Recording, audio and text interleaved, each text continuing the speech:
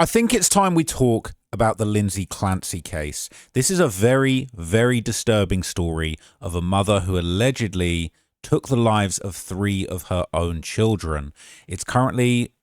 Proceedings are currently going on. There's some very interesting theories going around social media.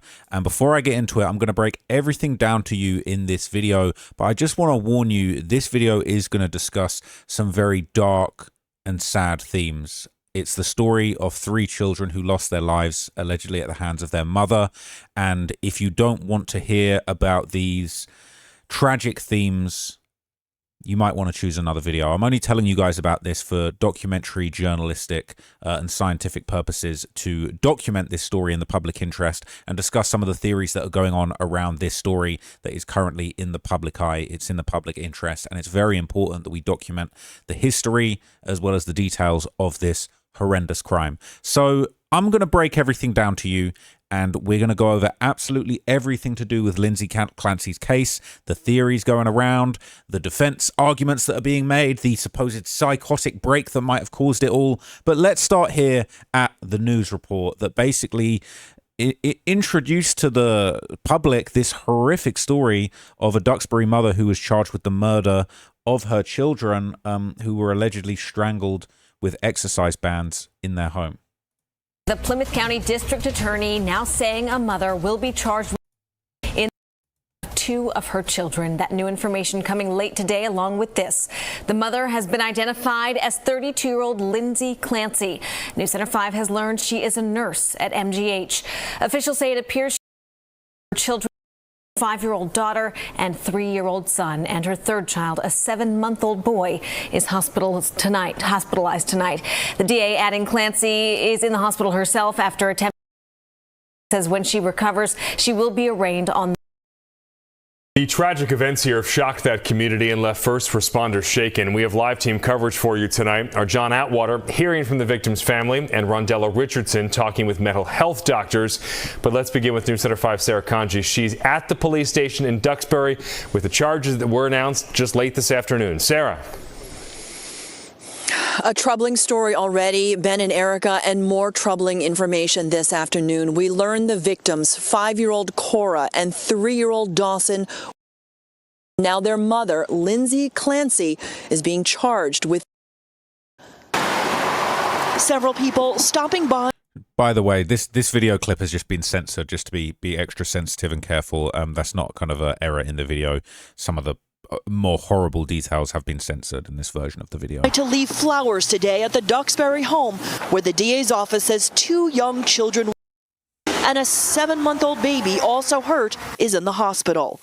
Their mother, identified as 32-year-old Lindsay Clancy, attempted jumping out of a window. The DA is now seeking against her. Probable cause, and today are seeking and obtaining an arrest warrant out of Plymouth District Court, charging 32-year-old Lindsay Clancy, the mother of these children, with. The DA says the children, a 5-year-old girl named Cora and 3-year-old boy named Dawson. Preliminarily, it appears the children. It was a pretty tragic scene. Neighbor John Sullivan shaken by what he saw last night. I saw them wheeling out the mother on a stretcher. She was alive. And then I saw them rolling out the baby, giving him CPR. So, just trying to process the whole thing. Just a horrific situation, absolutely horrendous. Not something that you would ever want to go through as a mother, as a parent, but obviously the allegation is that she committed this horrific crime. Now, we did, after this, just days later, hear from her husband, the father of the children, Patrick Clancy, and he would speak out in the media. This is what he said. Patrick Clancy says his wife was generously loving, not only to her patients here at Mass General, but to their 3 children and her husband. For the first time, Patrick Clancy is addressing the public in his own words. Devastating, relentless, and excruciating are just a few ways he describes the unimaginable pain of losing his 3 children at the hands of his wife, a massive void now left in their place. My family was the best thing that ever happened to me, he said. I took so much pride in being Lindsay's husband and a dad to Cora, Dawson, and Callan. He says it was love at first sight with his wife, Lindsay, and says their marriage was strong even as her condition rapidly worsened. I want to ask all of you that find it deep within yourselves to forgive Lindsay as I have. He says as a family, the Clancys loved scootering at Chandler Elementary and walking along their favorite place on earth, Duxbury Beach.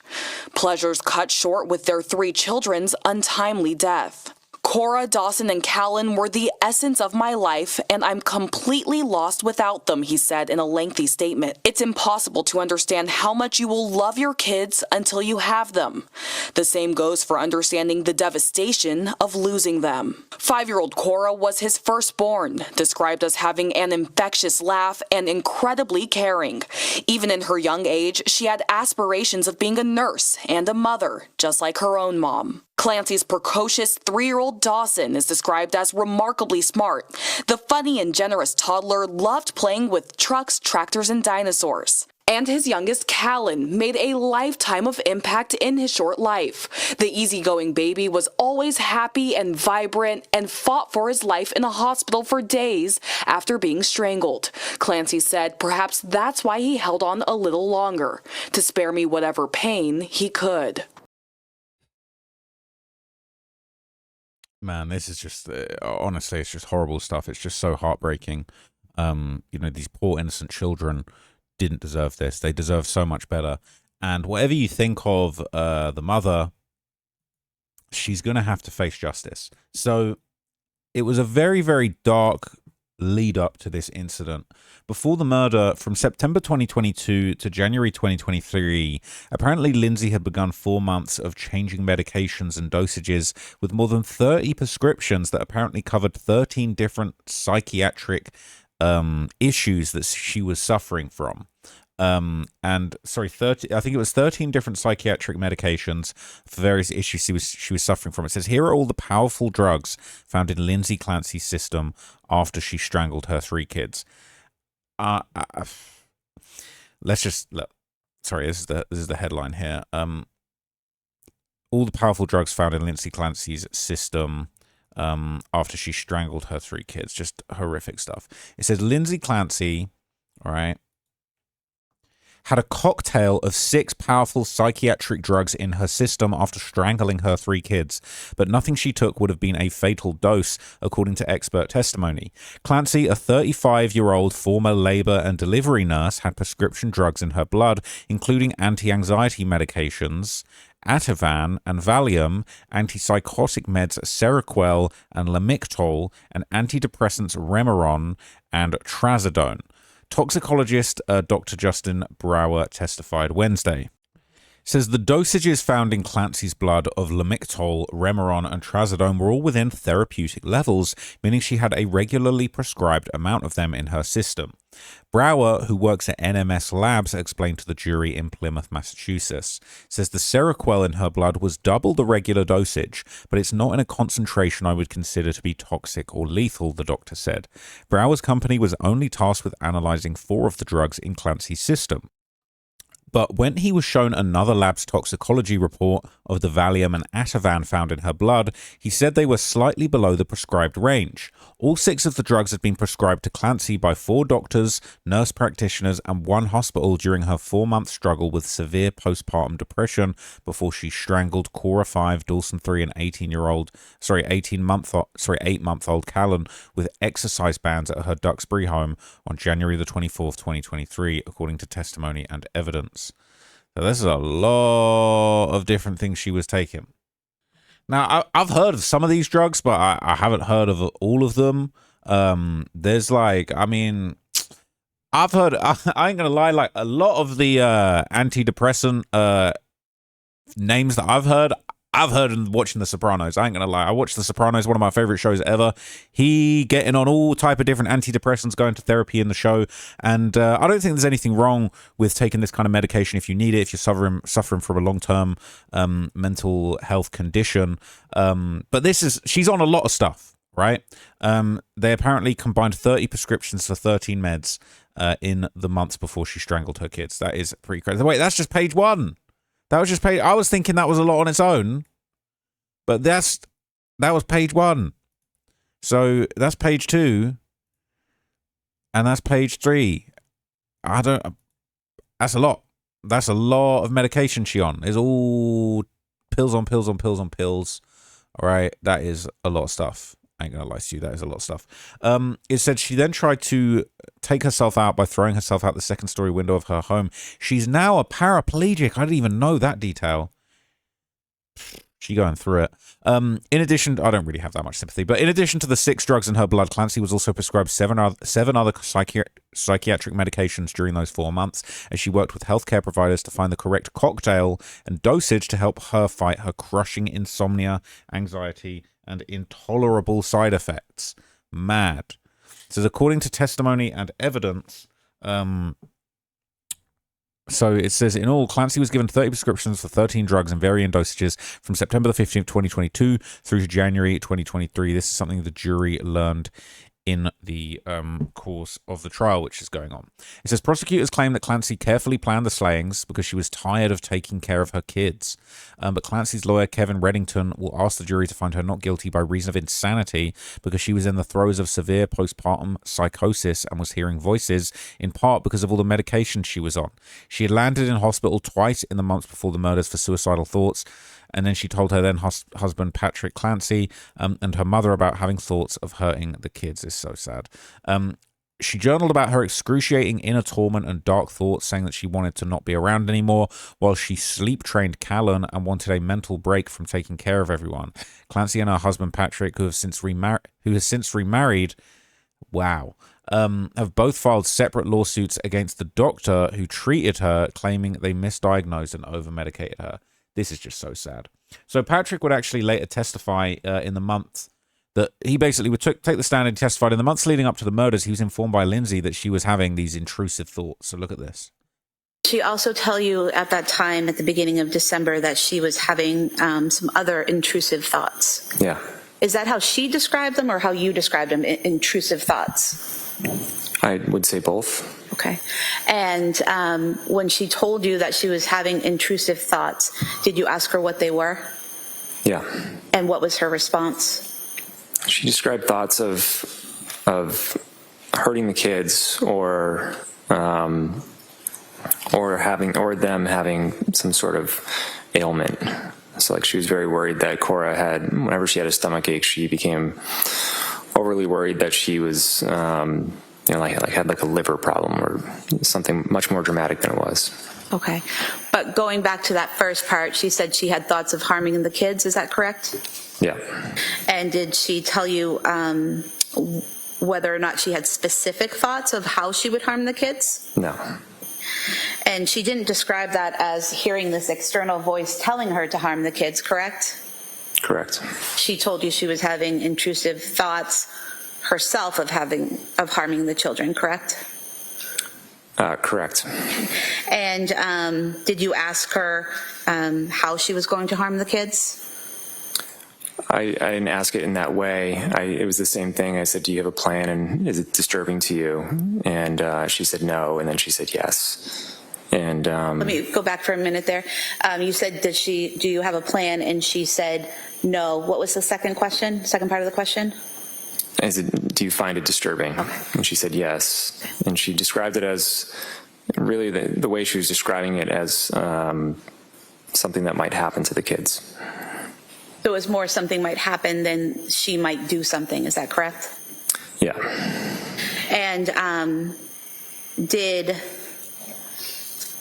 she tell you how long she had those thoughts for? She didn't give a duration.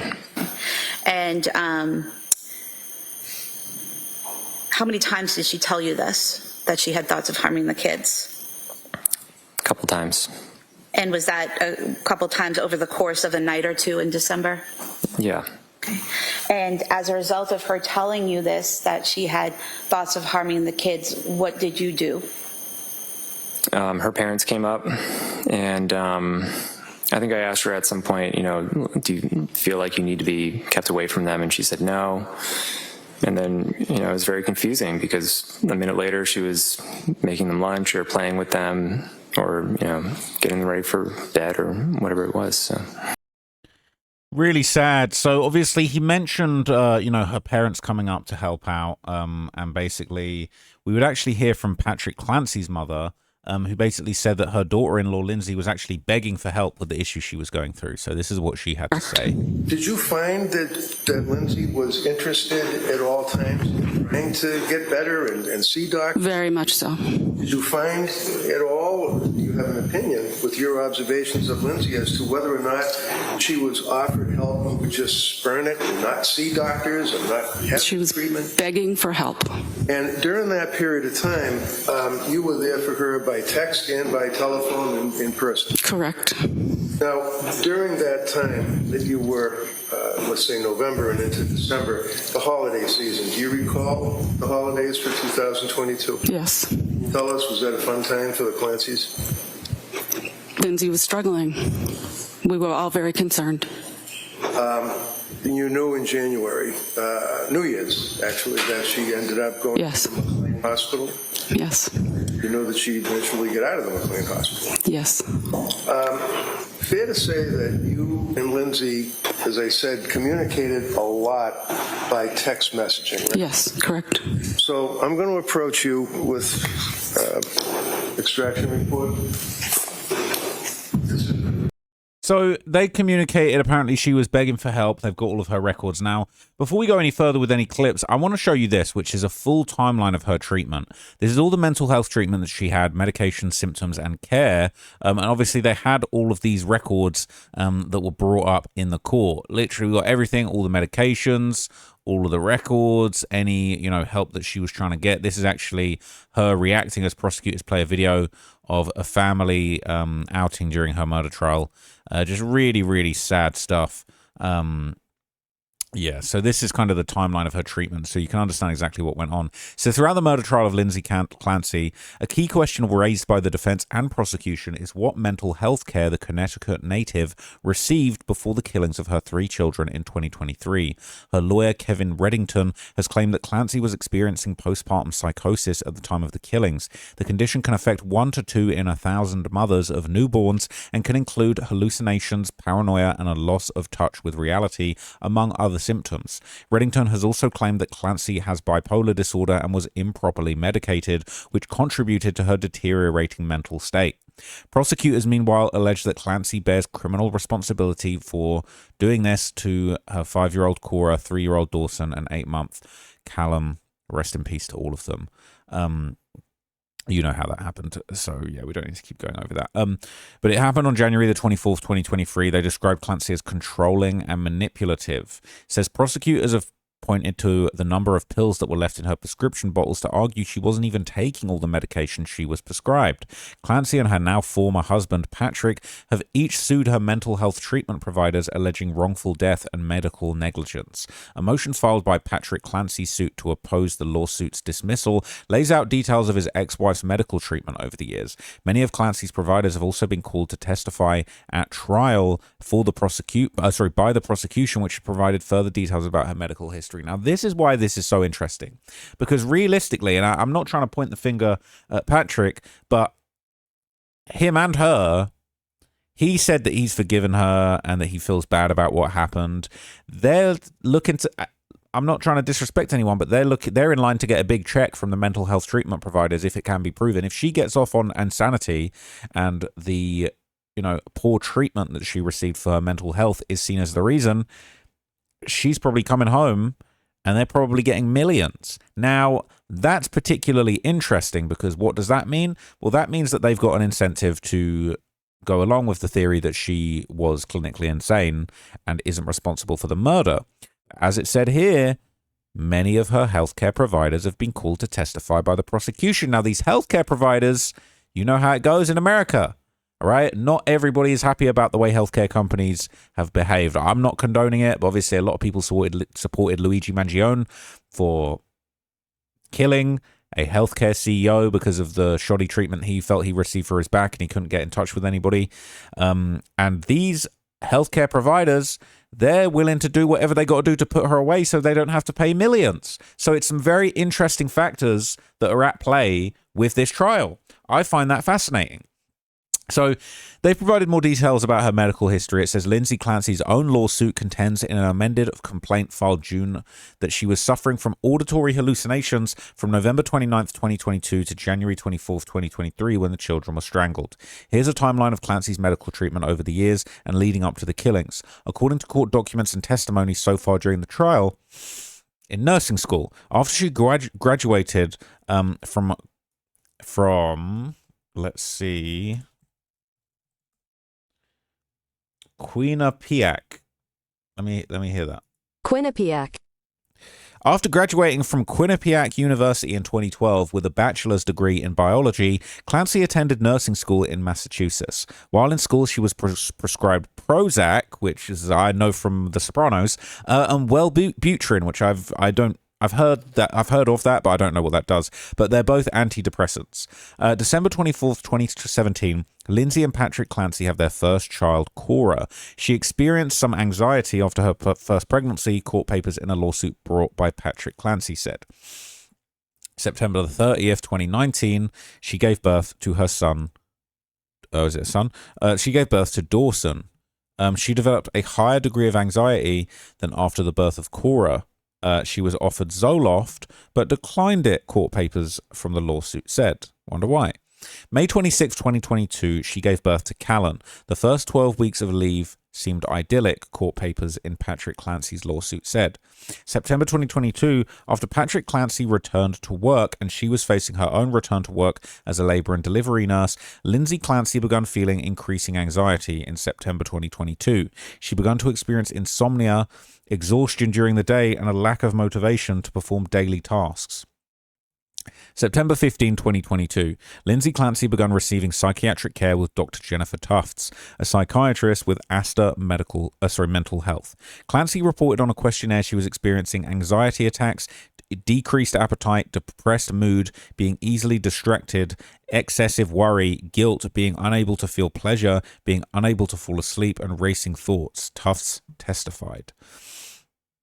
Clancy selected no on every question on a S-word risk assessment form that she filled out, including questions about whether she had heard voices telling her to hurt herself or others, or having thoughts of killing or seriously hurting somebody else.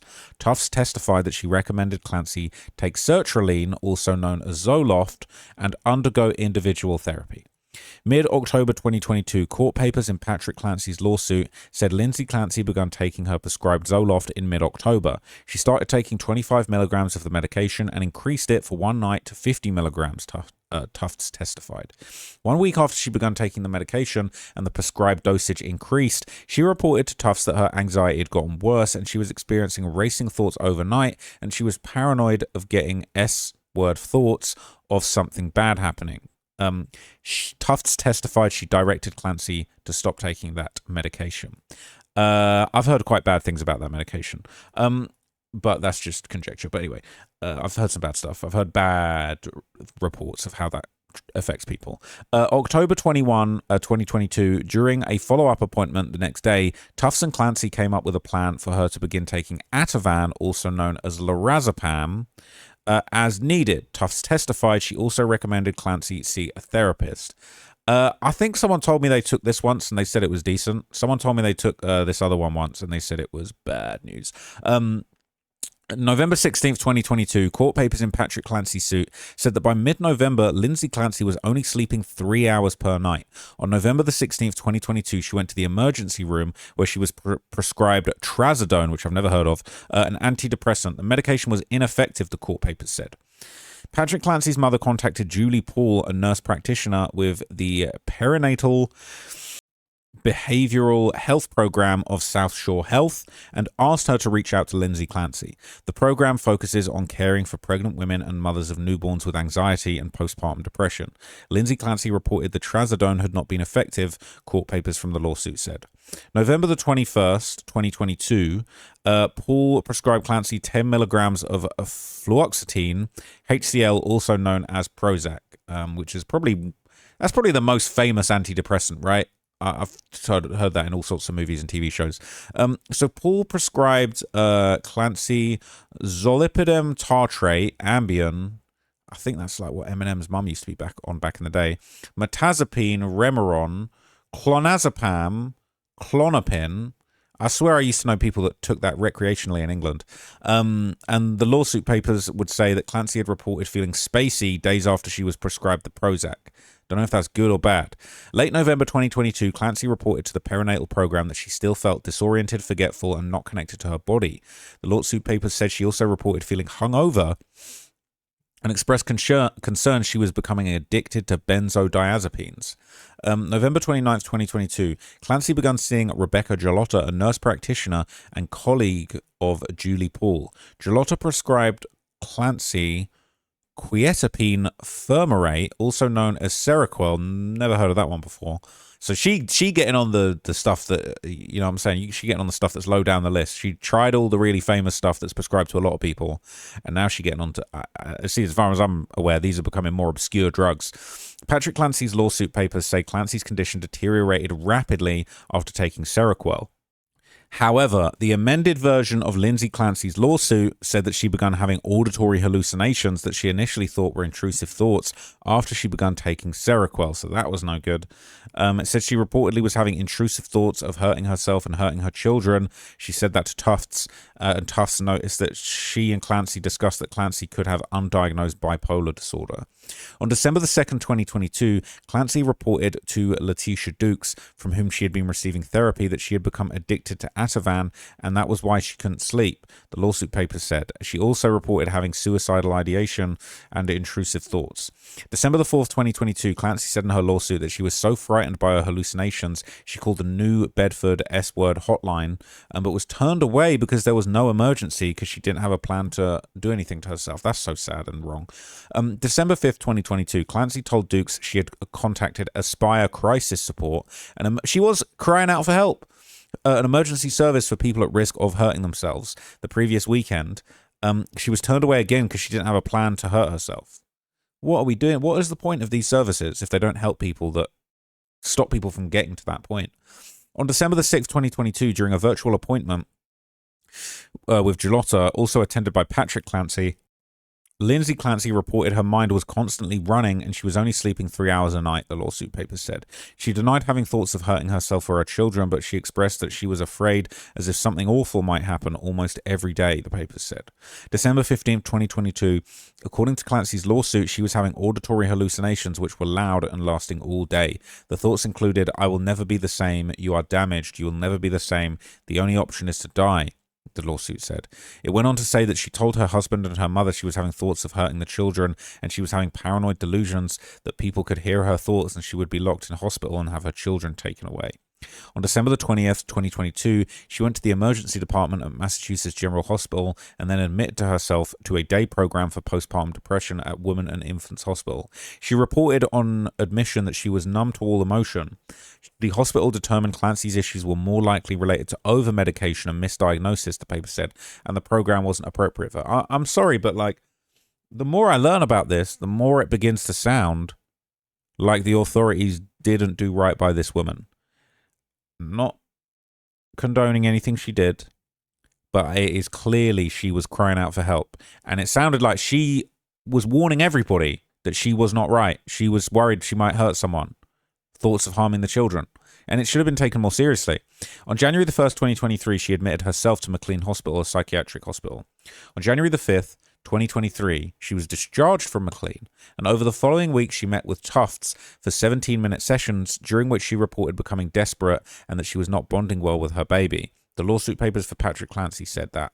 And the court papers said Clancy also informed Tufts she was S-word and homicidal as to her children. Within 1 week of leaving McLean, the hallucinations returned. So she let everybody know. She said, "I am homicidal when I think about my children." What is going on? January the 16th, 2023, the lawsuit contends that she was still having hallucinations, telling her to get rid of herself, and her children saying the only option is to check out. January the 20th, 2023, she searched "what is a psychopath" on her cell phone. her lawsuit said. Testimony on Friday revealed investigators found a search for "Can you treat a psychopath?" during an examination of her phone after the children had passed away. Clancy saw Tufts for the last time on January the 23rd, 2023.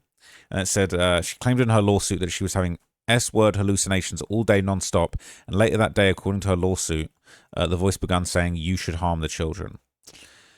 Her lawsuit also claims she asked her husband to get takeout food and then looked up a map to see how long it would take. She was afraid of being alone and needed help. She said she felt a force come over her, and the voice was saying, "This is your last chance to get rid of the children so you can get rid of yourself." So sad. So sad. I'll be real with you. It does sound like she was failed by the authorities. So look, that's the timeline of the treatment, all right? And that gives you some context as to how this woman might have been failed, how they might make a successful argument for insanity. Now, here is a full breakdown of the actual timeline of the murder as it went down. And this is interesting too. So this is what happened the day Lindsay Clancy's 3 children died, from CT Insider. And it says, on January the 24th, 2023, Patrick Clancy left his Massachusetts home to pick up some takeout food and medication for one of his children, telling his family, "I'll be right back." When he returned less than an hour later, he found his wife, Lindsay Clancy, seriously hurt in the backyard and his 3 young children in the basement with exercise bands around their necks. That's so sad.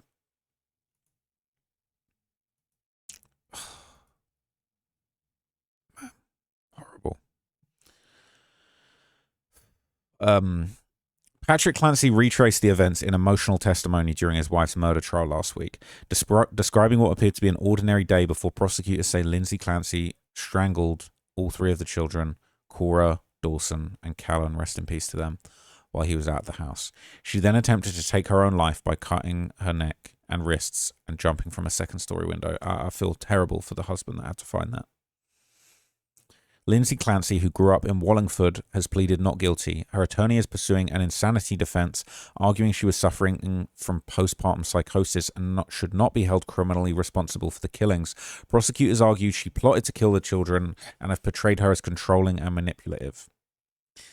Here's an updated timeline of what happened that day based on Patrick's recent testimony and evidence presented at trial. Poor guy. So it says at 8 a.m., Patrick Clancy said Lindsay drove Cora alone to her doctor's appointment while he stayed home with Dawson and Callan. 8:17 a.m., Patrick said he texted Lindsay a photo of Dawson after he dressed himself completely for the first time, adding Dawson was excited about the accomplishment. Man, it's just horrible. Patrick Clancy said Lindsay Clancy replied with a photo of Cora from the doctor's office. He said they continued texting and he had no difficulty in understanding her messages. About 8:30 a.m., Patrick said Lindsay and Cora returned home and he got ready for work in his basement office. According to Patrick Lindsay Clancy spent the day at home with the children, occasionally sending her husband photos of the children building a snowman and doing art projects. Patrick Clancy said he went upstairs once or twice to see his family, noting that Lindsay Clancy appeared happy and seemed in a good mood. She was having one of her best days, he testified.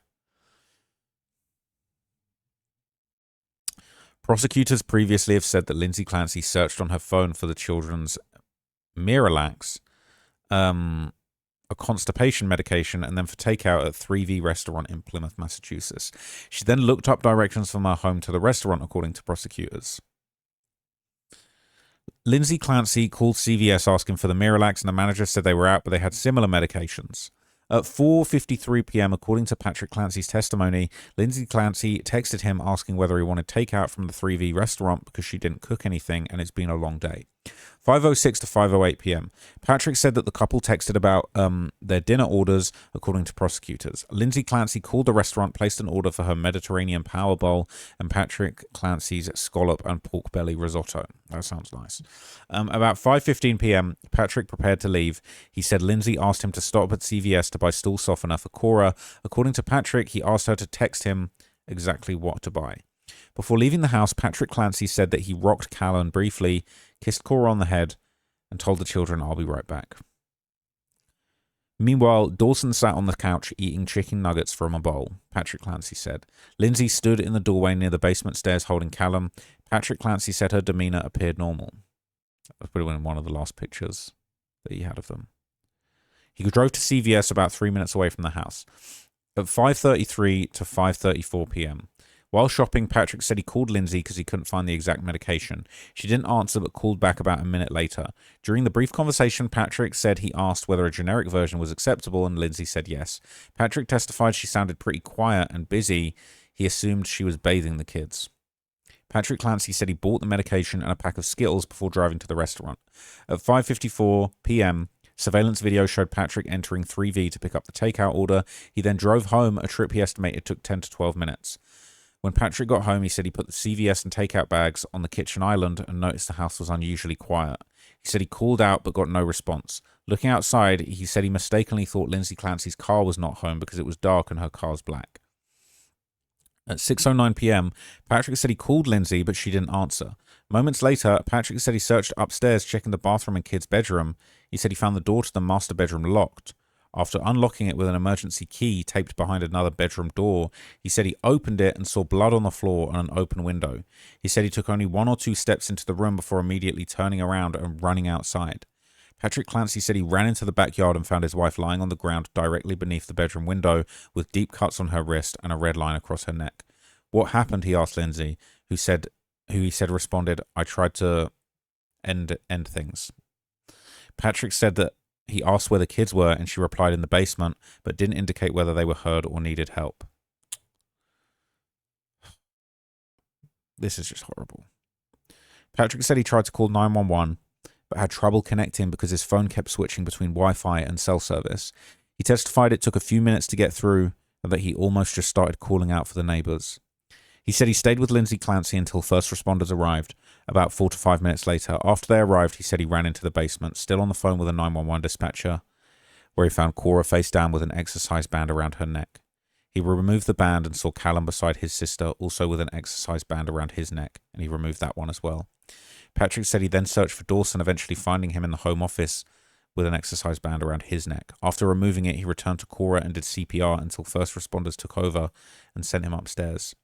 Ambulances took the 3 children to the hospital where Cora and Dawson were ruled dead. Prosecutors said that Callum was then flown to Boston Children's Hospital, where medical staff were able to restart his pulse but not his brain activity. According to prosecutors, he was placed on life support for several days before he died. Lindsay Clancy was taken to South Shore Hospital and later to the Boston area hospital. She was left paralyzed and now uses a wheelchair.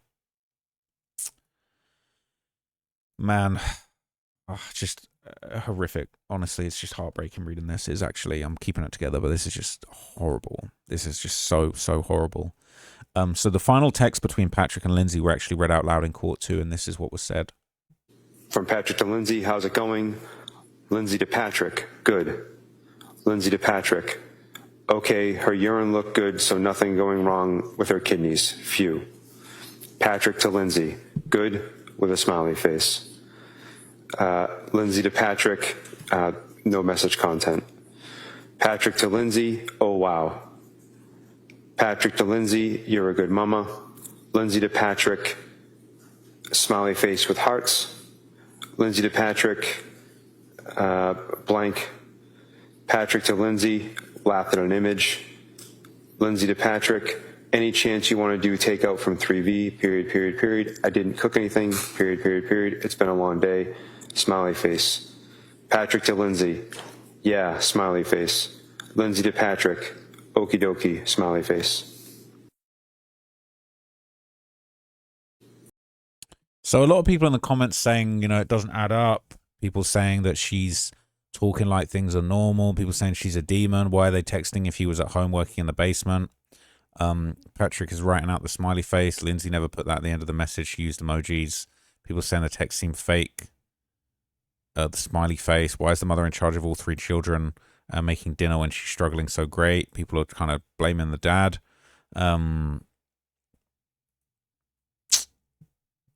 Strange.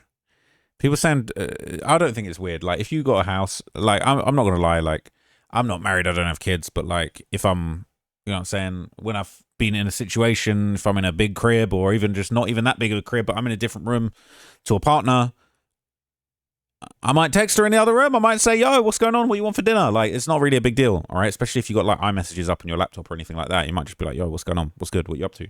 It's not, that's not incriminating to me. But anyway, the prosecution aren't buying it. they've been arguing that Lindsay deliberately planned these murders, and they're not buying the mental health angle. They're trying to put her away from murder. Throughout the evidence in this trial, you will learn about the defendant being the classic overachiever in school, in her personal life, in her nursing career. She was someone who liked to control every little detail of her life, of her family's life.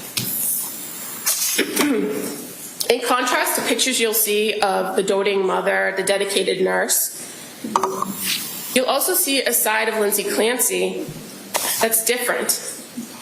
Somebody extremely controlling, meticulous, and manipulative. The days were laid out with specificity. Strict schedules were expected to be maintained. Food was planned carefully. Sleep was scheduled to the minute. And in the time after Callan was born, her last baby, the family had to adjust. And by all sources that I expect you're going to hear at that trial, that summer was great. But after Patrick had finished his paternity leave and was back to work full time, when she no longer had a nanny to watch the baby, do laundry, tidy up the house, follow her schedule, when she was responsible for it all, it was hard. It was hard for her to maintain that control. It was hard for her to bond with her kids. And in efforts to maintain control, she withheld information from her husband, from her doctors. She reported serious symptoms that were inconsistent with her daily activities, you'll hear. And ultimately, on January 24th, 2023, the defendant made a calculated decision. This was a woman who no longer liked the life she thought she wanted. It was getting harder and harder to control. And when she saw the opportunity to escape, she made the selfish choice to take it. And to take Cora, Dawson, and Callan first before attempting to take her own life. Ladies and gentlemen, this is not a public debate about women's mental health and how the medical system treats women. This case is about this defendant. So they think that this is her doing. They're not buying the medical health angle whatsoever. So here's what the defense kind of had to say about the situation. And, you know, it's an interesting angle they're going for. So what the defense are kind of pushing for is they're saying that, look, Lindsay was suffering from severe postpartum psychosis. She wasn't in a rational state of mind when the offense occurred. Basically saying that, look, it wasn't murder. She didn't intend to do this, and it really just wasn't her fault because of all of the mental health stuff that I just explained to you. The government says that this is a situation, it's not a referendum on women's having babies and having postpartum psychosis, postpartum depression, but it sure as hell is. Because you're going to hear, consistent with what is told you in the instructions, consistent with the obligation that the government has when they brought this charge. Tim Cruz, the DA, right in the front row, brought this charge. He knew, as did his office, the facts of this case. And he knew, when he brought this charge, that it was going to kill the soul of this young woman. And they would bring their evidence in front of a jury that she knows that she killed these children. We'll sit here, listen to their evidence, but I suggest to you that the issue for consideration is what was going on in that woman's mind. So there would be some also harrowing testimony from one of the first officers that actually responded to the home when this happened, and they would show kind of photos of the home, and it was just horrible. And Exhibit 33, is this the house you responded to? Yes. I'm showing you Exhibit 34. Is that the left side of the house? It is. And Exhibit 35 is the gate that you went in depicted in this exhibit. It is.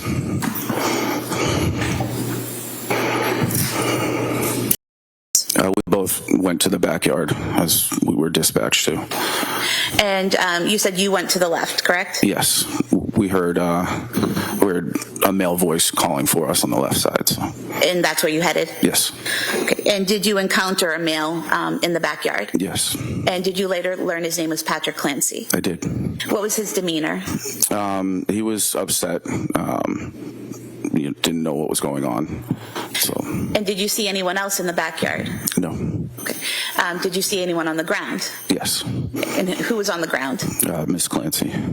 Is that Lindsay Clancy? Yes. And do you see her in the courtroom today? I do. Could you point to her? No issue with ID, Your Honor. Record may reflect the witness has identified the defendant. Thank you. Showing you what's been previously marked as Exhibit 38. Is this the back of the house? It is. And showing you what's been marked as Exhibit 37. Do you see the area where the defendant was when you entered the backyard? Yes. Mind standing up with the court's permission and just pointing that out to the jurors? When you saw her in that location, do you remember where her head was? Her head was towards the house. And where were her feet? Pointing out away from the house. When you saw the defendant on the ground, did you go to her and observe any injuries? She had cuts to both wrists and to the left side of her neck. The cuts to her wrists, were those actively bleeding when you saw them? No, they were not. When you saw the cuts to her neck, were those actively bleeding? No. Was she conscious? Semi-conscious, in and out of consciousness. And what was she doing that gave you that indication? She would wake up and move around and then kind of just go still again. And when you say she would move around, what parts of her body was she moving? Just her head, really. Was she able to speak to you? She wasn't, no. Was she making any sounds? She was just, it sounded like she was in pain. So something like moaning or something like that? Yes. While you and Officer Josephine are there, do other first responders, such as firefighters, start to arrive? Yes, they started to arrive, and I went to the gate to direct them where to go. And when you entered into the house, do you remember what room you entered into? Into a kitchen. And when you entered into the kitchen, could you still hear that screaming? No. We could hear he was talking, but the screaming was done. When you said he was talking, who was talking? Patrick Clancy. So you could hear Patrick Clancy talking at that time? Yes. And could you tell where he was? Yes, he was in the basement. And did you head to the basement stairs? Yes. Showing you what's been marked as Exhibit 41. Are these the stairs that you went to? Yes.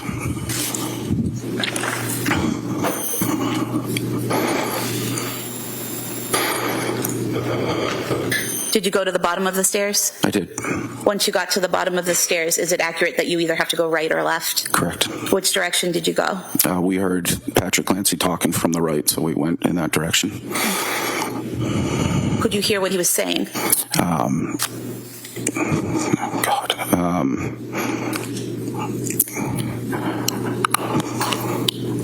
Do you mind if I? You don't recall? Yes.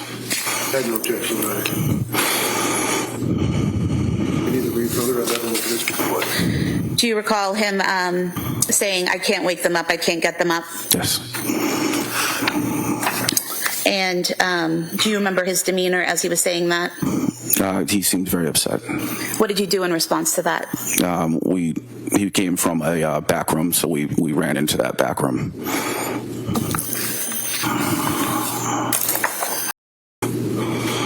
Sir, showing you Exhibit 89. Is that the view when you first come down the stairs and turn to the right? Yes. And then showing you Exhibit 90. Are those exercise bands there tied to the closet door? Yes. 91, just a close-up of that, correct? Yes. Then 92, what are we seeing in this photograph, sir? That was the back room that seemed to be coming from. That Patrick was coming from? Yes. You also looked at 2 photographs from that room. Are those fair and accurate depictions of how the room looked that day? Yes. We could have these marked as the next 2 exhibits, please. Okay.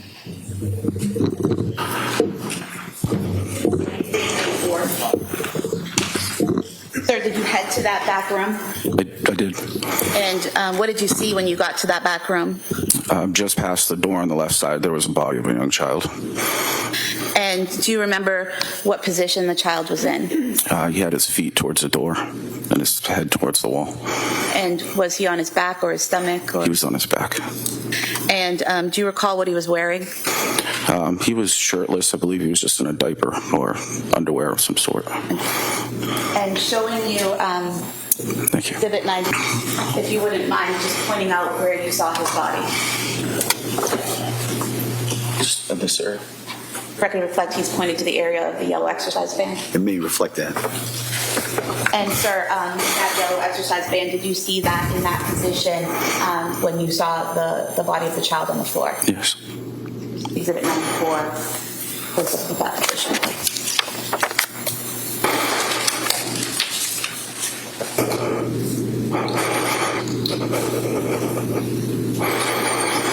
Sir, did you later learn that child's name was Dawson Clancy? I did.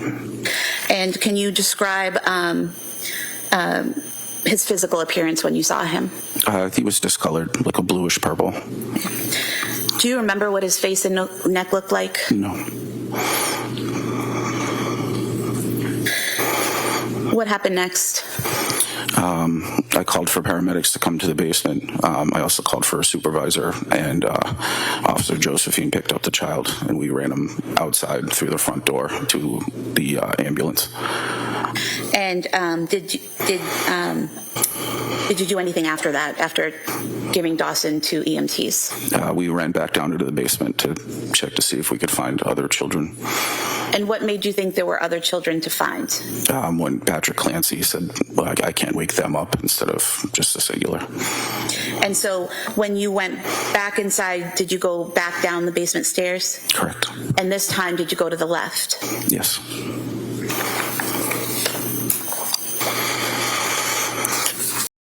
Is this what you saw when you went down the stairs and went to the left, that first view? Yes. And then showing you Exhibit 96, is that a further view as you go into the room? Yes. Now, when you went into that room, what did you see? There were two children on the floor, motionless, and EMTs and paramedics were working on them. And did you later learn that those children were Cora Clancy and Callan Clancy? Yes. If I could show you Exhibit 96 again and just ask if you could just point to us where you saw each child. Okay.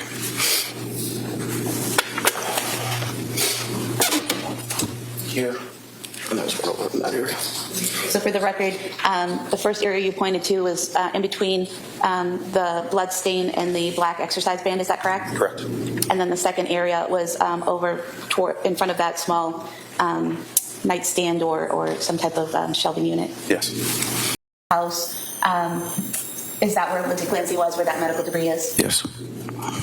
And just showing you another photograph, is that just showing further to the right in a broader area of that same scene? Yes.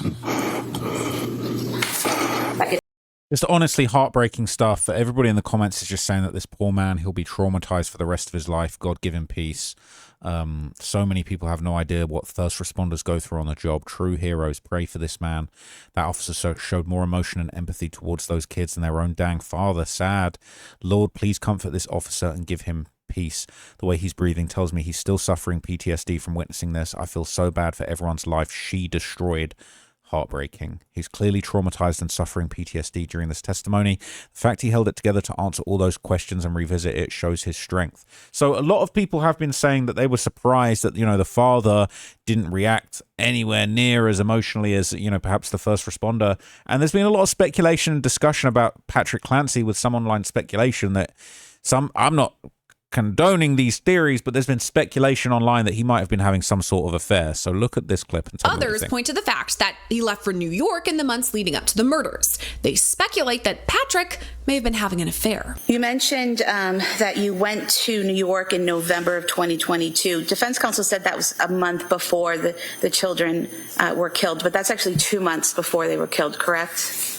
It was, it was about a little more than 2 months. And so when you took your trip to New York, she was having some issues, but she was doing okay, wasn't she? She was doing much better than she was in December. Okay. And did you also take another trip with Cora in November? Yeah, so I did the trip to New York, and as soon as I got back, went to bed, and then the next morning left with Cora. All of this is unsubstantiated. We don't have necessarily proof on this, but some people point to the fact that Patrick Clancy is remarried to a woman who some say looks a lot like Lindsay just 3.5 years after the deaths. And it's kind of shocking. For example, leading up to this trial, I got this DM from a viewer. It says, "Did you know Patrick Clancy has remarried? And she is my niece and looks just like Lindsay. He is trying to move on with his life."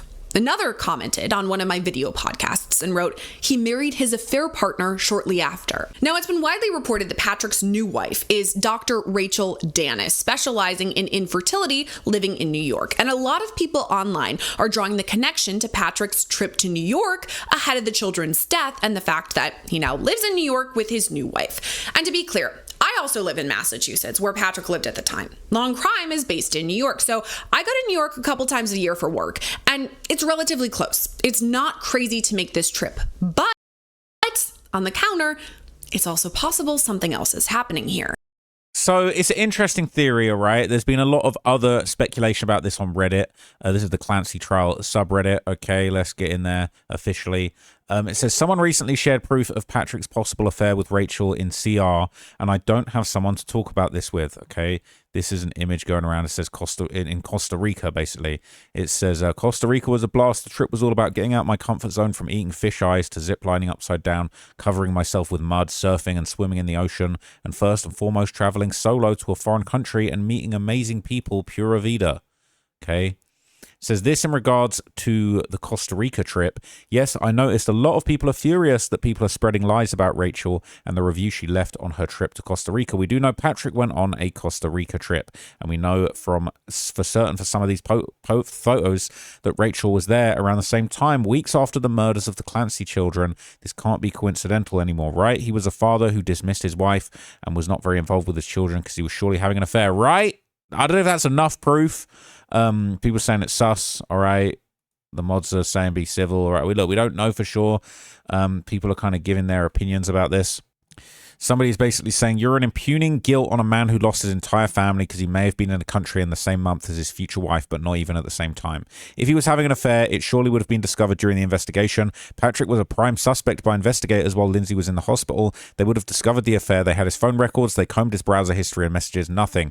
They not only found nothing, but Lindsay has never accused him of having an affair. The defense isn't. No one close to him ever has. Right?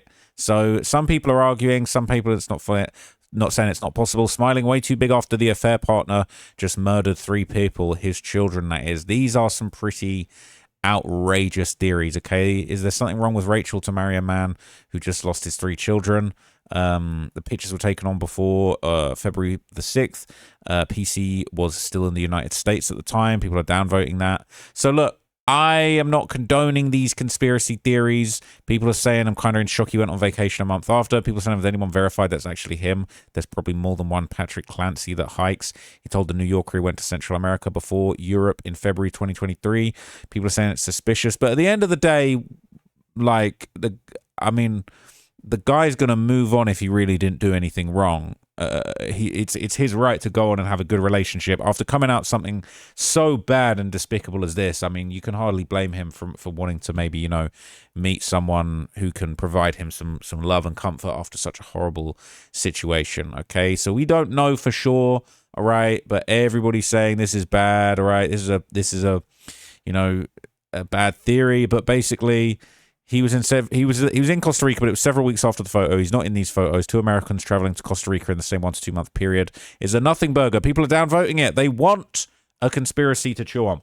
So prior to heading home on the night of the incident, what is interesting is Patrick had been seen at a pharmacy, and many people honed in on what they called the 15 minutes of missing security camera footage. They are really desperately looking for a conspiracy theory to put forward in this case. There's been a lot of interesting cases recently with a lot of interesting conspiracies around them, and people are looking for anything. Patrick Patrick testified he left the Clancy home at about 5:15. If he went straight there to CVS, he would have arrived by 5:18 p.m. But Patrick doesn't actually go into the CVS until 5:32 p.m. We know that timestamp because it's caught on the CVS security camera. Online, people are referring to this as the missing 15 minutes.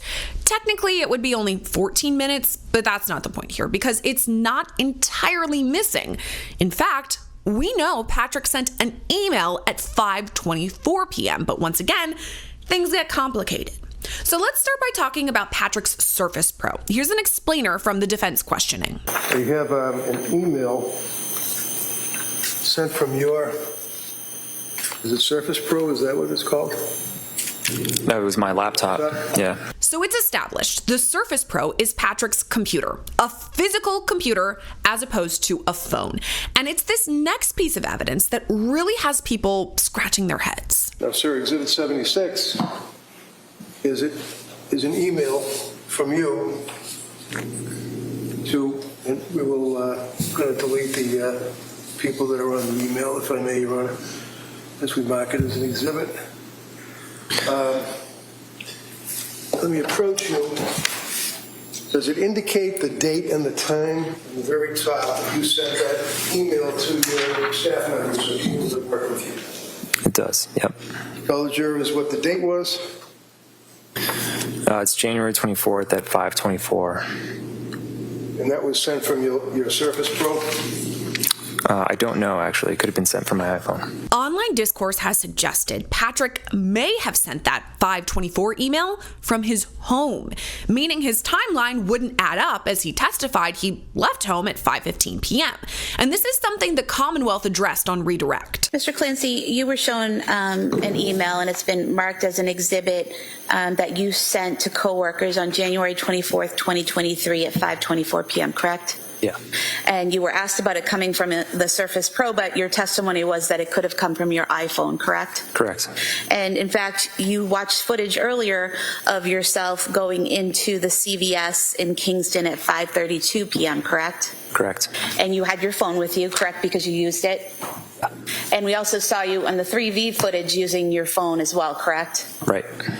So you were clearly out of the house at 5:24 p.m., correct?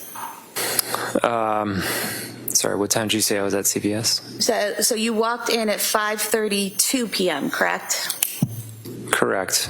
And you left the house. As you were leaving the house, Lindsay sent you the text about PDLX, correct? I don't know if I had left the house yet, but yeah. But that was sent at 5:15 p.m., correct? Right. And how far away is the Kingston CVS? 3 minutes. Okay. And so you leave the house, you get into your car, and you drive to CVS, correct? Correct. And so that should have taken 3 minutes, correct? Yep. So after the text that was sent at 5:15 p.m., that would have been sometime around 5:18 or 5:20 p.m. that you should have arrived at CVS, correct? Right. But you don't go in until 5:32 p.m., correct? I don't know. I don't know what time I pulled in the parking lot. I'm not asking what time you pulled into the parking lot, but is it fair to say that the video that you were shown earlier shows you entering the store at 5:32 p.m.? Yes. So from the time you should have been at the parking lot of CVS around 5:20 p.m. until 5:32 p.m., could you have been in your car sending this email on your iPhone? Yeah, I just don't know if I pulled into the parking lot at 5:20. But sometime after the text was sent from Lindsay about PDLX, but before 5:32 p.m., you were in your car. Security camera video shows Patrick enter the CVS at 5:32 p.m. on January 24th, 2023. I'm going to ask you to look at the video here. So this is what's interesting, all right? So they start kind of digging into all of this footage and kind of doing comparisons, and basically they say that there was footage from another stop where some people actually claimed that he like made another stop and changed his shoes, which, yeah, I don't think it proves anything, but it's definitely a little bit off. Then there was the inconsistency in the security camera video.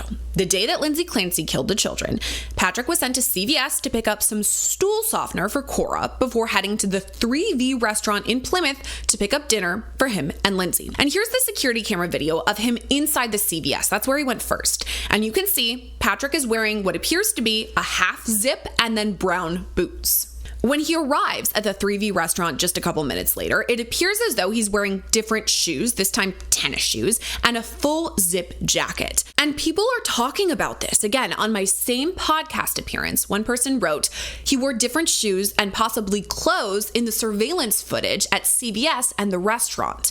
This same commenter points out her fingerprints weren't found on the murder weapons, which, by the way, is true. But the bottom line is that you didn't get any fingerprints. Correct. And that you could have just said that, right? Just come on the witness stand and say, we didn't get any fingerprints. Sustained. But all this together has led some people to ask, I'm wondering if he did it. Now, look, the evidence doesn't really point towards that, but it seems like people are actually, searching for a conspiracy theory in this case. And look, it's not that unthinkable that he might have a different set of shoes in his car, a different sweater in his car, hop in the car. Sometimes I might leave a little sweater in my car, might change it up if I'm too cold, too hot. Sometimes I'm wearing dress shoes. I might be like, my feet hurt, I'm going to switch into the sneaks. It's not really that big a deal. They're saying, what's the deal with people now saying Lindsay Clancy is innocent? I'm aware of the case, it's gone to trial, I've seen it pop up on my socials, but the trial seems to not be about if she did it or not. She admitted to doing it, but about whether or not she can plead insanity. So people have been saying the husband and doctors failed her, but they basically said people are now trying to say she's innocent. He should have been there for her, to now she's innocent entirely. He killed them. I saw a TikTok poll that had 63,000 votes with the results of 3% think Lindsay's guilty, 91% think Patrick is guilty, 6% Lindsay over-medicated is guilty. I'll be honest with you guys, I feel like there's a really horrific thing going on with these cases right now where it just seems to be popular to push ridiculous theories. The same as like, oh, Celeste's parents killed her. I still meet people face to face. I've met people at the Dirk trial. I'll be honest with you. When people say this to me, I just look at them like, you're a fucking moron. I don't even want to engage with you anymore. But people have come up to me, yeah, I heard the parents were locked in with a cartel. I think they did it to try and frame him. I just think you are actually so stupid. You're not even worth having a conversation with. You're not worthy of a conversation with me if you're really that stupid that you'll believe this nonsense that the cartel killed Celeste. But these dumb theories, they pick up a lot of traction online because they're shocking. The algorithms nowadays, unfortunately, they'll push stuff that's unusual. They'll push the unusual, weird shit that's shocking, that catches you by surprise. Sounds crazy because it is, because it's not fucking true. But here's a long answer. This is what I've read about after going down another rabbit hole. LMAO. Speculation mixed with loose facts. Not my opinion, but this is what people are saying. I added in the comments from socials because the question asked why people were thinking this. Critical thinking skills, guys. I've presented the facts and disproved so many false claims made online, but I'm not perfect. I'd rather just watch the case, see how it plays out before giving my opinion. Our legal system is not perfect, but we must trust it to find the truth of who is responsible, whether it be the accused, the system, or another. Updating constantly, trying to distinguish facts from speculation.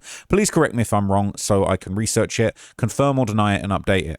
Lindsay is right-handed, but the knife wound on her neck was the deepest on her right side. Update, clarification. Some speculate it was if one was to slice their neck, if right-handed, one would assume one would start from the left side and drag the knife to the right. From court documents, it appears that she began on her right side, unconfirmed. The lack of her DNA and only the children and Patrick's on the murder weapon, he admitted to removing them from the child. Additionally, it's not odd for anyone's DNA to be on these bands because they're located in their own house. Update, this is untrue and inaccurate. Her DNA was in fact found on the bands. Her fingerprints was what was missing. That's a fact. Update, further clarification from a social media user. It said, I think a bit of context is needed about the DNA piece. Her DNA was not found on most of the bands. It was found on one of the bands with a likelihood ratio of 11. The other DNA found on the band had likelihood ratios in the trillions and nonillions, and Patrick's was 110,000. The analyst testified that people who are definitely not contributors can produce likelihood ratios of between 0 and 1,000. So 11 is a really low, even by those standards, and especially likely to get a false positive because all of the kids obviously share DNA with their mother, which the analyst testified can cause false inclusions. So was her DNA found on the bands? Saying that the answer is definitely yes would not be correct, according to the testimony of the DNA analyst.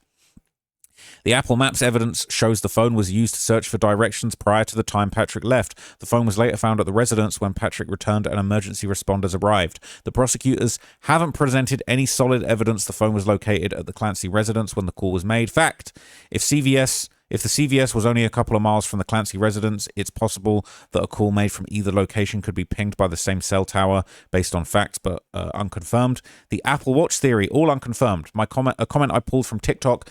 My opinion, some fucking random from TikTok, their opinions worth about as much as some toilet paper. He said he used her Apple Watch to answer the call he made to her from CVS. Her Apple Watch is hooked to her phone so it would show as answered on her phone, but Lindsay was already in the snow, explains the low body temp. Patrick took care of Lindsay before he left for CVS, so him having her Apple Watch allowed it to show that he called her and she responded on her phone. He's a tech guy, he would know this. He took it after he threw her out the window. Again, just a theory. People are dumb as hell. The shoe change of Mr. Clancy. Update: many speculate the restaurant and CVS footage show him in different footwear, sneakers and boots. Unconfirmed speculation. Mr. Clancy was reportedly visiting New York prior to the crime. New York is in the same state his new wife resides in. I've seen a lot of theories on this being an escape plan. He does live in New York with his new person. Visit unconfirmed. First responders and hospital staff testified Lindsay Clancy was largely unresponsive, nonverbal, and sedated when they treated her after her attempt. Lots of speculation that Lindsay would have been unable to tell Patrick where the children were, but he first ran to the basement after paramedics arrived. Testimony by first responders and staff is factual and corroborated. Testimony by Patrick did happen, fact, but uncorroborated. Another clarification from some rando said her thyroid was crushed. Most medical people agree that happens during strangulation, not falling or a knife wound. It also is hypothesized to be the reason she was nonverbal, which is a big difference, being physically incapable of speaking rather than psychologically incapable. The latter could be argued as a state which she could come in and out of to confess to her husband, while if she was physically incapable, it's more likely she didn't say anything. According to Patrick, he only spoke to her 30 or so minutes prior via the phone call. Many question how her body temperature was able to drop so low, making them question how long she was actually out there for. 82.1. Update clarification. Many speculate that because she was on SSRIs and had a spinal injury, that could be the reason why. Others oppose this by citing similar situations where the body temperature didn't get to that level. Body temperature was extremely low, 82.1. Fact: the defense stated in opening statements, Lindsay asked what happened in the hospital and was told what happened. Update clarification. Many people speculate because of her mental state, she could have been told anything and believed it. Lindsay did ask what happened in the hospital via a whiteboard and was told fact. Unconfirmed about specific details. His statement on the stand about the Wi-Fi not working when he was trying to call 911, this caused mass confusion online because it doesn't make sense. He did discuss his issues with calling 911, that's a fact. Here's one comment directly from a TikTok roundup. I was a police dispatcher for 12 years in a city very comparable to Boston. 911 will always go through on a phone, Wi-Fi or not. If it has power, it dials 911. They literally need a cop or a dispatcher up there to say this. The timeline and this story tells me he's lying. Speculation via relevant potential history of the commenter as being truthful. All of that's unproven, but anyway. Just because Lindsay's attorney is arguing that she should be found not criminally responsible doesn't mean that they're admitting that she did it. She's pleading not guilty. Fact. Update clarification. People often misunderstand legal terminology. I've seen a lot of people say Lindsay Clancy pled guilty, but that's inaccurate. She pled not guilty. Defense is arguing she's not criminally responsible. I know, confusing. The prosecution must prove beyond a reasonable doubt that she was criminally responsible. The defense must cast doubt on that. A comment I pulled from TikTok said, so how do you explain the baby being revived? He would have had to have been revived within 10 minutes of being strangled. You think she had time to tie his neck and go all they say she did? Move the bed, crush the pill, slash her neck, place her Apple Watch in the drawer, and neatly place the knife down as if a left-handed person placed it, by the way, and threw herself out the window and dropped her core temp down to 82 degrees. Patrick comes home, stays with her for several minutes, and only until police arrive does he go and look for the kids, and then they revive the baby. You're telling me that you think all of that happened within a reasonable time to get his heart going again? Can you explain the obvious shirt and jacket change between CVS and food pickup? Did anyone actually confirm it was Lindsay who ordered the food? Why were his phone's records sealed? Speculation. Like, you could easily change your jacket, right? Temperature changes, it's cold, like, I'm gonna throw a different jacket on, like, whatever. He wore her watch while he ran through the house killing everyone, so the steps would be detected on her watch. Then he threw it in the drawer. Yes, let me kill my children right before I jump out of the window. Let me take this watch off and put it in the drawer. He killed them and then left to go get food. That's why her body temp was so low when she got to the hospital, because he left her outside in the freezing cold. Speculation. The email sent out by Mr. Clancy just came out in court. Update, clarification, defense presented an email sent by Patrick Clancy at 5:24 p.m. on January 24th, 2023. This caused questions about the timeline, as there's now potential for discrepancies in the timeline. No evidence has been presented yet confirming where the email was sent from. If he sent it from his phone, the timeline would remain accurate. If he sent from his laptop, the timeline would be off. Fact. Pulled from Facebook. One thing I found confusing was the discussion about an email Patrick sent. The prosecutor seemed to be suggesting that the timing showed he was not at home during a certain period. If I understood it correctly, the email may have been sent from the CVS parking lot. What confused me is that if Patrick left around 5:15 p.m., arrived around 5:30 p.m., and CVS was only about 3 minutes away, there seems to be a gap in the time that I don't fully understand. I'm interested to see if the prosecution explains that more clearly. Speculation. Adding to this, the kids' plates were found on top of the CVS bag in court photos. People are now questioning the timeline because Mr. Clancy said they were eating prior to his arrival home. Court photos do show this, but the circumstances are confirmed, right? I'd like to add, I'm not sure she actually remembers killing her children. I think the timeline of him already being remarried raises eyebrows. How he managed to get a divorce, heal enough to even go on a date, let alone get remarried, is interesting. I mean, I think it's been a few years now. But the biggest red flag is this: her internal body temperature. I live in New England, a lot further north, a lot more inland. Yes, lots of wind by the coast, but generally they get more slush. Anyway, I have a bunch of kids. We spend a lot of time outdoors. Our winters haven't been that cold, and he wasn't getting takeout for that long. Okay. These are everybody's theories. Spinal shock causes a drop in body temperature beyond what would be expected without that injury. A doctor on TikTok said it would only affect a handful of degrees, not a whole 10. Yes, a TikTok doctor. Trust me, bro, I'm on TikTok and I've had 1,000 years of medical experience, right? So I'm not sure if I'm completely convinced. All right, but as of Friday, August 21st, 2026, the defense has rested their case. Here is a summary of the full proceedings. Wait a minute, that's not right. Hang on.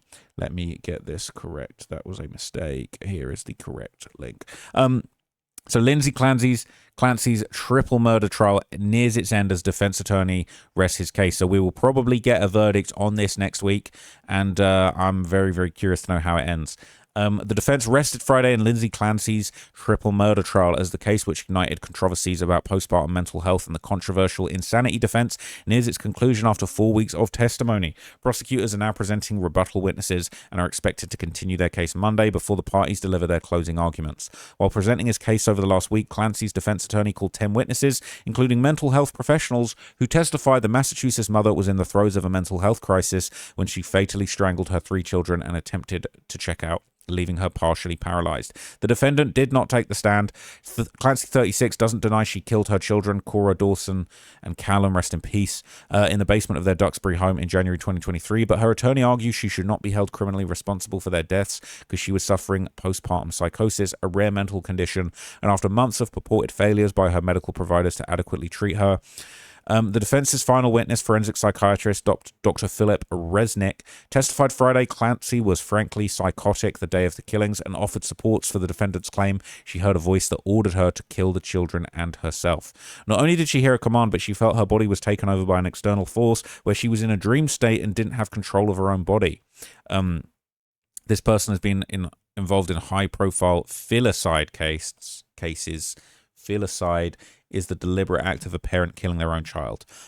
It was almost like she was a puppet or somebody else was pulling the strings. The Plymouth County DA's office, however, argues the former labor and delivery nurse murdered her children deliberately and meticulously and was not in a state of psychosis when she did so. Though prosecutors acknowledge Clancy had mental health issues, they contend she manipulated her providers and constantly changed treatment plans as she saw a quick and easy fix. The prosecution's first rebuttal witness was a psychiatrist who met with Clancy in April 2026, testified she was able to discern right from wrong when she killed her children, a key element for Massachusetts prosecutors to prove Clancy is indeed criminally responsible. Clancy, who has pleaded not guilty to 3 counts of murder, could face life in prison if convicted. If jurors find she cannot be held criminally responsible, the court will likely begin the process of having her committed to a psychiatric hospital. They're saying she couldn't discern right from wrong. The defense case relied heavily on mental health professionals who offered their opinions on Clancy's mental health conditions and treatment, testimony key to the defense's argument. Paul Ziesel, a clinical and forensic psychologist who met with Clancy in early February 2023, said he believed Clancy was experiencing psychosis when she killed her children and could not understand right from wrong. Ziesel and Resnick both testified Clancy had bipolar disorder and experienced postpartum psychosis. She was unable to conform her behaviors to the rule of law. She had no appreciations for the wrongfulness of her act, Ziesel said. The psychologist first met Clancy in the hospital 11 days after the killing at the request of Kevin Reddington, Clancy's defense attorney, whom he referred to as their friend. Clancy expressed concern for her family and wanted to speak with her then husband Patrick Clancy, so the psychologist let her call him on his phone. Lindsay Clancy left him a voicemail before she spoke with him 2 days later. She told Patrick she loved him very much. She was unable to express a lot of emotion, but she expressed love for him, Ziesel said. She said that she had said that she heard a male voice ordering her, telling her that she didn't have any choice, but she had to kill her children and herself. Clancy said she felt she had to obey the instructions, Resnick testified.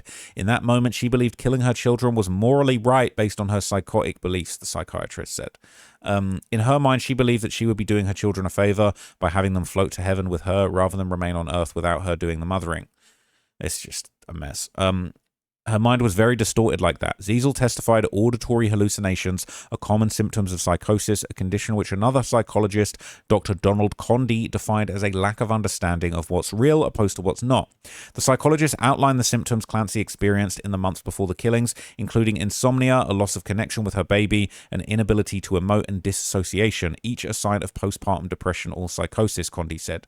Clancy reported intrusive thoughts telling her that her brain was irreparably damaged and she should end things, Ziesel said, as well as a derealization, a condition where someone doesn't believe the things around them are real. Clancy was also concerned that people could hear her thoughts, the psychologist testified, and feared that the government would take her children away from her. Ziesel explained that people with psychosis have intermittent symptoms and can perform routine tasks even while suffering psychosis. They can function fine one day and then the next day be hearing voices, he testified. During the cross-examinations, prosecutors emphasized Clancy never reported hearing a man's voice aside from the day she killed her children and didn't tell her medical providers about any thoughts to harm them. Condy said there were reasons that the mother of three may have tried to minimize her symptoms before the killings. Miss Clancy reported that she was worried her children would be taken away from her, perhaps by the Department of Children and Families, if she reported very severe symptoms, he testified. For a person who's begging for help, wouldn't it be important to be honest with the providers about what you're feeling, seeing, and hearing? Assistant DA Shannon Buckingham asked the psychologist. It should be, but that's not always what doctors find, Condy said. During her cross-examination of Ziesel, Buckingham underscored the more than 35 hours he spent evaluating the defendant, which the psychologist said was atypical, and questioned whether he could be impartial. Ziesel acknowledged that he cared about Clancy but maintained his medical opinion was based on facts and he didn't cherry-pick information. He said Clancy was begging for help, the mother-in-law testified. Several of Clancy's loved ones testified, describing her as a dedicated nurse and mother whose mental health deteriorated in the fall of 2022 despite her best efforts to seek treatment. A former co-worker described her as a compassionate labor and delivery nurse who would often get emotional when helping her patients deliver children. She would cry and she would just say, "That was so beautiful," Margaret Hamp said. You could just tell that she really loved being in that setting. Hamp recalled a day early in Clancy's career when the two discussed postpartum mental health after their unit treated a pregnant patient planning to harm herself. I asked Clancy if she'd ever heard of the Andrea Yates case, and she hadn't, the nurse testified, referring to the Texas mother who in 2006 was found not guilty by reason of insanity in the drownings of her 5 children, a case with obvious parallels to Clancy's. I explained that to her and she cried, Hamp said, and she said, "How could a mother hurt her children?" Clancy always dreamed of having a big family and was happy in the weeks after her third child, Callan, was born in 2022, said her mother, Paula Musgrove. But Musgrove said her daughter's mental health began declining that fall, prompting her to seek an extended leave from her job. Over the coming months, Clancy met with multiple clinicians after she sought treatment for anxiety, insomnia, and other mental health issues. Her former mother-in-law testified Clancy was begging for help. Clancy's mental health providers prescribed her various medications, which were changed frequently as she reported side effects, according to medical records detailed in court. By the end of the year, Clancy had called a suicide crisis center twice and visited several medical facilities, according to medical records referenced in court. She had also told her mother and her then husband that that she had thoughts of harming the children, Musgrove testified. After a multi-day stay at a psychiatric facility in early January 2023, Clancy appeared to improve, her sister said, but Musgrove said Clancy lost a lot of weight during that time, struggled with her memory, and became paranoid about illogical things. She would say to me, "This isn't me, I've never been like this before," her mother testified, and I would agree because she wasn't. Clancy had bad days and worse days and spoke about the children a lot. Clancy frequently speaks about her children to this day, a chaplain testified, and mentioned them when she first met with the clergy member a week after their deaths. She said to me as I held her hand to comfort her, "I am so glad my children are safe," Sheila Kavanaugh, a chaplain at Brigham and Women's Hospital, said. The chaplain responded, "The children were safe in heaven with God," she testified, and the two women prayed for them. In the same conversation, Clancy referenced hearing a persistent male voice the day of the killings. Kavanaugh said the voice told her if she didn't follow the command, neither her or her children would be safe. Clancy carries immense grief, according to Kavanaugh, who has met with the defendant more than 200 times at the Tewkesbury Hospital, where she's currently held. Prosecutors read records from the facility describing Clancy's largely routine actions on her children's birthdays and the anniversaries of the killings, but Ziesel, the psychologist, and the chaplain both testified Clancy speaks about her children regularly. She really loves them and misses them and thinks of them every single day, almost every single moment of the day, Ziesel said. Clancy has bad days and worse days, the psychologist testified, and she's constantly monitored in the hospital to ensure she doesn't attempt to end things. She's in good hands at the moment, but there's always a concern that sits directly below the surface, Ziesel said. There was a rebuttal witness that testified Clancy suffered major depressive disorder. Dr. Avram Mack, a psychiatrist called as the Commonwealth's first rebuttal witness, testified that he believed that Clancy was suffering a major depressive episode in January 2023, but retained the capacity to understand right from wrong and control her behavior. Clancy told the psychiatrist she said, "Go to God," as she strangled her children. Wow. Mack testified, adding that he believed the statement indicated an awareness that her actions were wrong. "My understanding is that the sentiment 'go to God' is a way of distilling or thinking about the children as innocents, as ones who hadn't done wrong, while she was doing the opposite was wrong. She knew, while what she was doing was the opposite, it was wrong." Hospital records indicate Clancy was horrified about the incident when she woke up in the hospital. Mack testified again, as the psychiatrist said, Clancy's reaction illustrated an understanding that her actions were wrong. "The methodical ways Clancy strangled her children and attempted suicide demonstrate that she was able to control her behavior." I will let you guys know when I hear the conclusion of this case. It's very, very sad. I'm not going to lie. I'm leaning towards convicting her. I'm sorry. I'm sure she was going through a lot of mental health issues, but the idea she's going to plea insanity and then go to a mental health facility and be released back into society is abhorrent. This woman should not be anywhere near children, adults. She's in a wheelchair. I have the utmost sympathy for people that suffer mental health problems, but she has done something that is so horrifically bad. My sympathy is out the window. Excuse the pun. That's not really what I'm trying to say, but what I'm trying to say is that, like, you just can't be part of society. And I think that the insanity plea,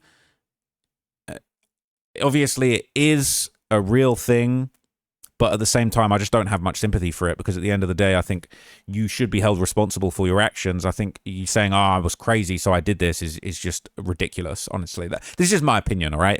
In the eyes of the law, we'll respect what the outcome is. But in my opinion, she murdered her children by the sounds of it, based on the evidence. That's just my opinion, all right? I think she's not disputing that she killed her children. I think the fact that she is trying to fight this, I think, is indicative of something. I think even if you had a mental break, I think that the right thing to do would be to throw your hands up, plead guilty, and take the punishment for this. She in there talking about this to the chaplain, hoping she gets off of this and hoping that she can, you know what I'm saying, roll on with her life after this.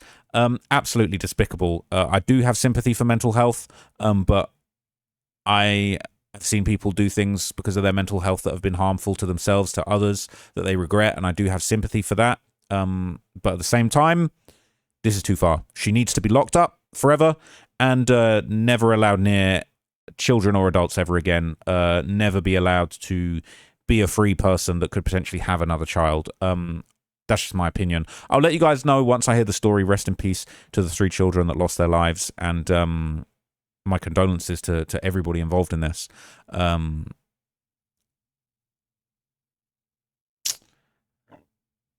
I'm not convinced, to be honest with you, but that's just my opinion. Utmost sympathy to everybody, but also, if I was a juror in this case, I would probably go guilty. I'd be like, yeah, I'm cool. Some of the stuff that we heard in that article It's like she knew. On the one hand, it's like she was crying out for help. Why didn't anybody step in? But then on the other hand, it sounds like maybe she kept some of the information back because she didn't want someone to take her kids. Well, the kids should have been taken from her, and she knew she was a danger to them. So let's see what the verdict is. It's been a very interesting case. A lot of people have been telling me on the Reddit and in my comments to talk on this, and I'd really just not had the time because of the Dirk trial. But I said Sunday, got a little bit of time off for the weekend. I'm going to pop out and go over the video. Also, I am aware that this brand new shirt that I just brought had a sticker on it earlier on in this video showing the XL size. All right, how embarrassing. I did peel it off halfway through the video without anyone noticing. But before you guys get in the comments, all right, I wanted some nice bag. I've been wearing a tight suit all week. I wanted a nice baggy Mario Kart shirt to wear on my day off. All right, let me live. So no, you know what I'm saying? Let's just address that, the elephant in the room. But yeah, I hope you found that breakdown interesting. I'm going to try and keep up with all of the big cases that are going on in the media in addition to the Dirk case. And I'm probably going to do a 2-pack update. I don't think you guys have really been enjoying those 2-pack updates, but I'm personally interested in it. So I might not do loads more, but I'm definitely going to do at least one more. I've got an Andrew Tate update. I've got a Krishan Rock update. Loads of stuff going on. So thank you for your support. I'll see you guys in the next video. I'm out for now. Peace.